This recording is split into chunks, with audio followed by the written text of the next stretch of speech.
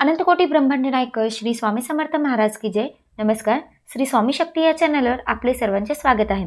श्रावण महिना सुरू झाला आहे। श्रावण महिन्यातला पहिला श्रावण सोमवार हा परवा दिवशी आहे आणि श्रावण महिना हा भगवान शंकरांच्या उपासनेचा अतिशय महत्त्वाचा दिवस, महत्त्वाचा काळ आणि महत्त्वाचा महिना मानला गेला आहे।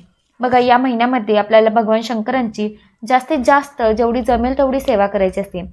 जन्म देण्याचं काम हे भगवान ब्रह्मदेवाने केले आहे, आपलं पालन करायचं काम हे विष्णूंच्या हातात आहे आणि मृत्यू हे अंतिम सत्य म्हणजे मोक्ष देण्याचं काम हे भगवान शंकरांकडे आहे। म्हणून आपण भगवान शंकरांची उपासना जास्तीत जास्त करायचे। खरं तर मोक्ष मिळावा म्हणून भगवान शंकरांची उपासना केली जाते, पण आपण सांसारिक माणूस आहोत, आपल्या अडचणी पण इतक्या आहेत की आपल्याला त्याच्यासाठी सुद्धा भगवान शंकरांची सेवा आपण करू शकतो। तर आता बघा, सेवा काय करायची, मान्य कशी करायची, घरातल्या घरात साध्या पद्धतीने तुम्ही भगवान शंकरांची सेवा कशी करू शकता तेच मी तुम्हाला आजच्या व्हिडिओमध्ये सांगणार आहे। आता तुम्ही मंदिरात जाऊन सेवा करू शकता। खरं तर श्रावण सोमवार म्हटलं की मंदिरात प्रचंड गर्दी असते। मग काय करतो आपण, फक्त एक तांब्या घेतो आणि त्या तांब्यातून जल भगवान शंकरांना अर्पण करत असतो। तिथे काहीच सेवा करू देत नाहीत, चला चला असं होतं। मग तुमच्या घरात जर शिवपिंड असेल तर घरातल्या घरात पण तुम्ही शिवलिंगावर शिवपिंडावर अभिषेक करायला विसरू नका। मग तुम्ही भले रुद्राभिषेक करू नका, पण साध्या पद्धतीने अभिषेक नक्कीच करा। या मंदिरात जाऊन जर तुमच्याकडनं सेवा घडली तर जरूर म्हणजे जर झालीच तर अतिशय छान, जर करू दिली तर अतिशय उत्तम, नाही शक्य होत तर तुम्ही घरातच राहून भगवान शंकरांची सेवा करू शकता। आता ती कशी करायची आणि मेन म्हणजे कुठली सेवा करायची ते महत्त्वाचं आहे। तर तेच आज आपण आजच्या व्हिडिओमध्ये मी तुम्हाला सांगणार आहे। तर चला, मांडणी कशी करायची ते मी सांगते। आधी तुम्ही मांडणी जिथे करणार आहात किंवा अगदी तुम्ही तुमच्या देवघरासमोर असेल तर तुम्ही तिथे दिवा लावून घ्यायचा आहे। दिवा लावून झाल्यानंतर आपल्याला दिव्याची पूजा करायची आहे आणि आपल्याला भगवान शंकरांच्या पिंडीवर अभिषेक करायचा आहे। मग भगवान शंकरांच्या पिंडीवर अभिषेक करण्यासाठी तुम्हाला तुमच्या घरात शिवपिंड असणं महत्त्वाचं आहे। आता समजा आमच्या ताई आमच्या घरात शिवलिंग नाही आहे किंवा आम्ही घेऊ पण शकत नाही, मग अशा वेळेस तुम्ही काय करायचं, तर बघा, आता जर तुम्ही श्रावण सोमवारची पूजा करायची असेल तर तुम्हाला अर्थात तुमच्या घरात शिवलिंग असणं महत्त्वाचं आहे आणि ते आवर्जून तुम्ही आणावं। आणि बघा, आता जे लोक पहिला श्रावण सोमवार आहे 28 तारखेला, तर त्या श्रावण सोमवारची तुम्ही पूजा करत असता। बऱ्याच ठिकाणी शिवामोठीचं व्रत सुद्धा केलं जातं, तर ते 5 वर्षाचं असतं आणि काही ठिकाणी श्रावण महिन्याच्या सोमवारी सुद्धा संकल्प करतात। भगवान शंकरांना आधी संकल्प करायचा असतो की मी हे श्रावण महिन्यातले 4 सोमवार तुमची उपवास धरणार आहे, तुमची सेवा करणार आहे। मग तुमच्या ज्या काही सेवा मनातल्या अडचणी आहेत किंवा इच्छा आहेत ते तुम्ही सांगून तुम्ही संकल्पयुक्त सेवा सुद्धा करू शकता। आता भगवान शंकरांच्या पिंडीवर अभिषेक करण्यासाठी तुम्ही कशाचा वापर करू शकता, बघा, तुम्ही थंड पाण्याचा अभिषेक करू शकता, कच्च्या दुधाचा अभिषेक करू शकता। कच्चं दूध म्हणजे काय, जे न तापवलेले दूध असतं ते। मग बऱ्याच जण काय करतात की दूध तापवतात आणि मग ते थंड करतात, तसं करायचं नाहीये, त्याचा अभिषेक तुम्हाला करणं चुकीचं आहे। भगवान शंकरांच्या पिंडीवर कच्च्या दुधाने अभिषेक करायचा असतो आणि थंड वस्तूनेच करायचा असतो। बघा, शिवपिंडीवर अभिषेक करताना जर तुम्हाला रुद्राभिषेक करणं शक्य होत नसेल तर तुम्ही काय करायचं आहे, ओम नमः शिवाय, ओम नमः शिवाय या मंत्राचा मंत्रजप सुद्धा करून अभिषेक करू शकता। मग बघा, जो शिवपिंडीचा जो पण काय निमुळता भाग आहे तो उत्तर दिशेला असावा, या पद्धतीने आपल्याला शिवलिंग ठेवायचं आहे। तर या पद्धतीने ओम नमः शिवाय, ओम नमः शिवाय असं म्हणत तुम्ही अभिषेक करू शकता। आता ज्यांच्याकडे गळती असेल तर त्यांनी गळतीसुद्धा ठेवून अभिषेक करू शकता आणि ओम नमः शिवाय या मंत्राचा मंत्रजप तुम्हाला करायचा आहे। ज्यांना रुद्राभिषेक करणं शक्य होत नाही किंवा ज्यांना वाचणं शक्य होत नाही त्यांनी ओम नमः शिवाय या मंत्राचा मंत्रजप करून फक्त अभिषेक करू शकता। किंवा नित्यसेवेच्या पुस्तकामध्ये शिवमहिमा आहे, ते अतिशय सुंदर आहे, ते सुद्धा तुम्ही म्हणू शकता। आता ज्यांना ते पण म्हणायचं शक्य होत नाही त्यांनी ओम नमः शिवायचा मंत्रजप करून अभिषेक करा। आता किती हे तुम्हाला करायचं आहे, तर बघा, तुम्हाला जेवढा वेळ शक्य होईल तेवढा वेळ तुम्ही करू शकता। मग तुम्ही 108 वेळा जर केला तर अतिशय उत्तम। आता जप करून झाल्यावर, अभिषेक करून झाल्यानंतर शिवपिंड त्याच्या जागेवर ठेवायचं आहे। म्हणजे तुमच्या देवघरात जिथं शिवलिंगाचं जे स्थान आहे तिथे तुम्हाला ठेवायचं आहे आणि त्याच्या आधी तुम्हाला तांदूळ घ्यायचे आणि तांदळावर ठेवायचे। आणि हे एक लक्षात घ्यायचं की तांदूळ अखंड असावेत, तुटलेले किंवा अर्धे तांदूळ घ्यायचे नाही आहे। आता खाली आणि तांदळावर तुम्हाला हळदी कुंकू टाकायची गरज नाही आहे। हे झाल्यानंतर आपल्याला भगवान शंकरांना सगळ्यात आधी भस्म अर्पण करून घ्यायचे। तुम्हाला माहिती आहे की आपण भगवान शंकरांना नेहमी भस्म अर्पण करतच असतो, भगवान शंकरांना चंदन किंवा भस्म अर्पण करायचं असतं. तर आता 3 बोटांनी भस्म अर्पण करतो. जेव्हा आपण 3 बोटांना लावून घेतो तर ते ब्रह्मा विष्णू महेश या 3 बोटांनी आपल्याला भगवान शंकरांना भस्म अर्पण करून घ्यायचं असतं. आता आपली शिवपिंड जरी छोटी असली तरी पण आपल्याला 3 बोटांनी भगवान शंकरांना भस्म अर्पण करून घ्यायचंय. भस्म अर्पण करून झाल्यावर जर तुमच्याकडे कापसाचं वस्त्र असेल किंवा म्हणजे त्याला काही ठिकाणी पोतं सुद्धा म्हटलं जातं, तर तुम्ही भगवान शंकरांना ते सुद्धा अर्पण करू शकता.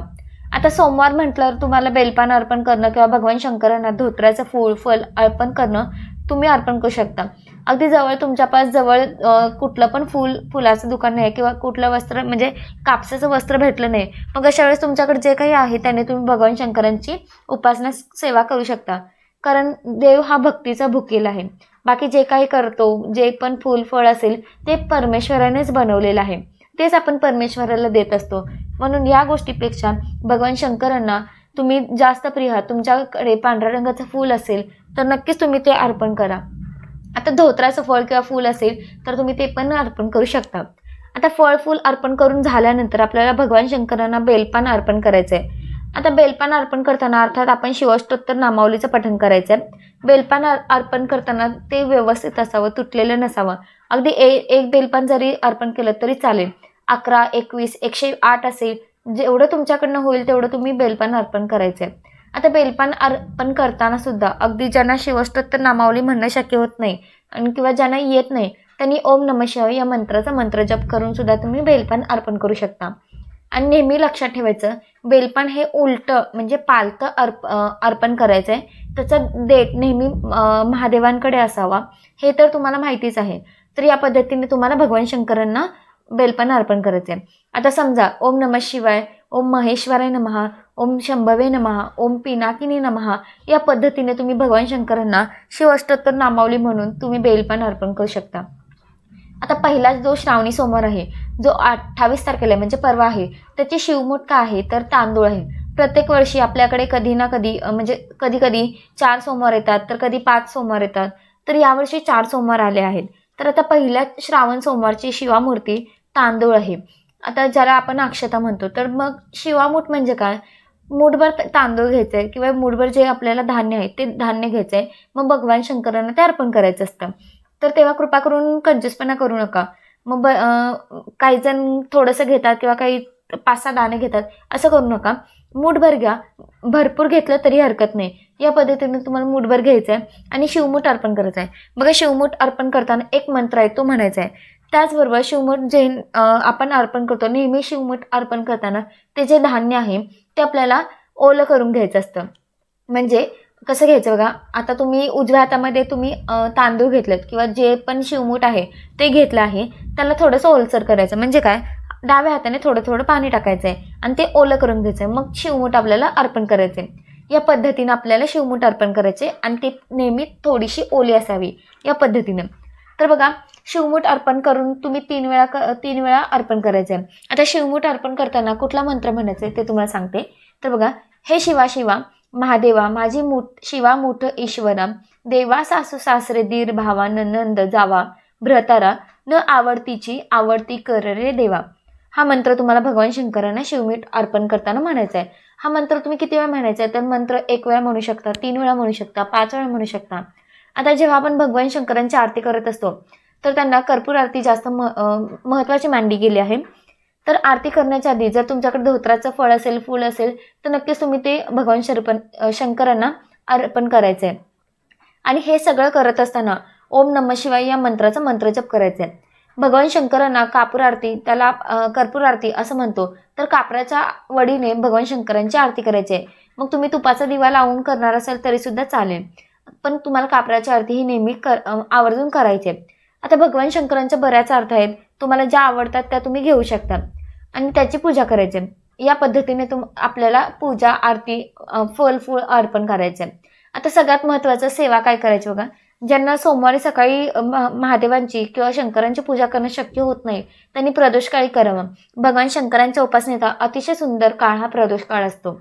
आता प्रदोष काळ म्हणजे काय तर बघा, सूर्यास्ताच्या 1.5 तास आधी आणि 1.5 तास नंतर, म्हणजे तुम्ही अगदी संध्याकाळी 4-4:30 नंतर किंवा 4-4:30 पासून 8 वाजेपर्यंत तुम्ही भगवान शंकरांच्या शिवपिंडीवर अभिषेक करू शकता, त्यांची सेवा सुद्धा करू शकता. अगदी ज्यांना तेही शक्य करणं होत नाही त्यांनी सकाळी केलं तरी हरकत नाही. आता सगळ्यात महत्त्वाचं सेवा काय करायचं आहे, तुम्ही घरच्या घरी साधी मांडणी केला तरी चालेल, पण ज्यांना मांडणी करणे शक्य होत नाही त्यांनी या पद्धतीने मी तुम्हाला सांगितलं आहे त्या पद्धतीने करू शकता. पण सेवा खूप महत्त्वाची आहे. सेवा काय आहे बघा, तर तुम्ही शिवाष्टोत्तर नामावलीचं पठण करू शकता, शिव महिमा स्तोत्र पठण करू शकता, शिव चालीसा तुम्ही पठण करू शकता किंवा शिवस्तुती, कैलास राणा शिवचंद्र मौली हे तुम्ही पठण करू शकता. यातलं जेवढं तुम्हाला जास्तीत जास्त जमेल तेवढं तुम्ही करू शकता. आणि सुरुवातीला 12 ज्योतिर्लिंग स्तोत्र तुम्हाला म्हणून सुरुवात करायची आहे. आता तुम्हाला मी डिस्क्रिप्शन बॉक्समध्ये देते. श्रावण महिन्यामध्ये शिवलीलामृत पारायण खूप जास्त महत्त्व आहे, पण काही कारणामुळे शक्य नसेल होत तर नक्कीच तुम्ही शिवलीलामृताचा 11 अध्याय पठण करू शकता. दर सोमवारी दररोज केला तरी चालेल. याने रुद्रपठणाचं फळ मिळतं आणि त्याला ब्रह्मानंदाची प्राप्ती होते असं म्हणतात. पण याचा अर्थ असा नाही की तुम्ही शिवलीलामृत पारायण करायचं नाही. ज्यांना पारायण करणे शक्य होत नाही त्यांनी अगदी कमीत कमी 11वा अध्याय आवर्जून पठण करावा आणि एक माळ महामृत्युंजय मंत्र किंवा ओम नमः शिवाय या मंत्राचा मंत्र जप करायचे. याने अर्थात उपवास पण करतच असतो आपण. बघा, जे परमेश्वराने दिलं आहे ते आपण त्याच्यासाठी आपण सेवा करत असतो. आता नैवेद्य काय दाखवायचं आहे, तुम्ही नैवेद्याला दूध फक्त दाखवू शकता. प्रत्येक गावामध्ये प्रत्येक समाजामध्ये आता काही ठिकाणी वेगवेगळी पद्धत असते, तर तुम्ही जसं पद्धत आहे तसं तुम्ही करू शकता. पण दहीभाताचा नैवेद्य दाखवा. ताई आमच्याकडे कोणी दहीभात करत नाही. भगवान शंकरांना दहीभाताचा नैवेद्य दाखवल्यावर जो काही दहीभाताचा नैवेद्य आहे तो फक्त भात आणि दही असावं, साखर वगैरे टाकू नका. दहीभाताचा नैवेद्य भगवान शंकरांना संध्याकाळी दाखवावा आणि तो नंतर सगळ्यांनी थोडा थोडा ग्रहण करा. नंतर तुम्ही उपवास सोडू शकता. पण उपवास सोडण्याच्या आधी तुम्हाला मी सांगितलं की दहीभात खाणं आवर्जून आहे आणि महत्त्वाचं आहे. जसं मी तुम्हाला सांगितलं की प्रत्येक गावामध्ये प्रत्येक समाजामध्ये आपली वेगवेगळी पद्धत आहे. तुमच्याकडे जे असेल ते तुम्ही करावं. आपल्याला माहिती आहे की प्रदोष व्रत सोडताना सुद्धा दहीभात खाऊनच तो प्रदोष व्रत सोडला जातो. मग दर सोमवार जर तुम्ही व्रत करत असाल तर आवर्जून दहीभाताचा नैवेद्य दाखवा. तो सगळ्यांनी थोडा थोडा ग्रहण करावा आणि नंतर मग वरण भात भाजी चपाती जो असेल तो तुम्ही नैवेद्य खाऊ शकता. पण आधी दहीभातावरच उपवास सोडायचा आहे. तर या पद्धतीने आपल्याला सेवा करायची आहे आणि सगळ्यांना श्रावण सोमवारच्या खूप खूप शुभेच्छा. सगळ्यांकडून जास्तीत जास्त महादेवांची भगवान शंकरांची सेवा उपासना होऊ देत हीच मी महाराजांच्या चरणी प्रार्थना करते आणि आजचा व्हिडिओ मी इथंच संपवते. जर व्हिडिओ आवडला असेल तर व्हिडिओला लाईक करा. काही प्रश्न असतील किंवा कोण काय सेवा करणार ते मला कमेंटमध्ये नक्की सांगा आणि व्हिडिओला लाईक करा, चॅनलला नक्की सबस्क्राईब करा आणि व्हिडिओ भरपूर लोकांपर्यंत पोहोचवा. तोपर्यंत श्री स्वामी समर्थ.